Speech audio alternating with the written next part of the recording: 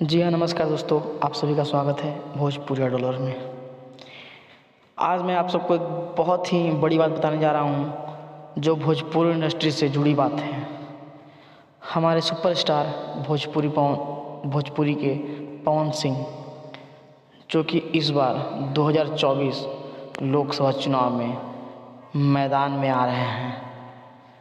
और वो कल का इंटरव्यू में उन्होंने खुद कहा है कि अगर पार्टी मुझ पे विश्वास करती है, क्योंकि मैं पार्टी के छोटा सा कार्यकर्ता हूँ, और पार्टी अगर मुझ पे विश्वास करती है और आरा लोकसभा से मुझे सीट देती है पार्टी, तो मैं ये सीट जीत कर भाजपा को दूंगा। ये जीत सुनिश्चित मैं पहले करता हूँ, बस टिकट मिलनी चाहिए। टिकट के असली दावेदार पवन सिंह हो सकते हैं इस बार 2024 में सांसद से, क्योंकि भोजपुरी के पहले भी मनोज सिंह, रवि किशन, निरहुआ 3 लोग सांसद बन चुके हैं और तीनों भाजपा से हैं। मैं चाहता हूं कि पवन सिंह भी भाजपा के टिकट पर चुनाव लड़े और वहां से जीत सुनिश्चित है इनका।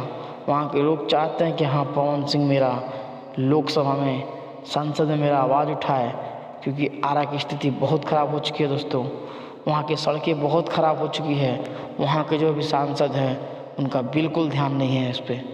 और मैं चाहता हूँ कि आरा का लोकसभा सीट भाजपा पवन सिंह को दे, और वो चुनाव लड़ने के लिए तैयार हो चुके हैं। इस बार मैदान में बिल्कुल पूरी तैयारी से आ रहे हैं पवन सिंह।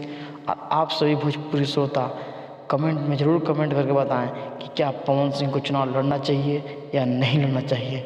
लड़ना चाहिए तो किस किस मुद्दे पे चुनाव लड़ना चाहिए, और अगर नहीं लड़ना चाहिए तो क्यों नहीं लड़ना चाहिए। क्योंकि अब सब जानते हैं कि चुनाव लड़ने के बाद फिल्में और गाने से बहुत ज़्यादा दूरियां बन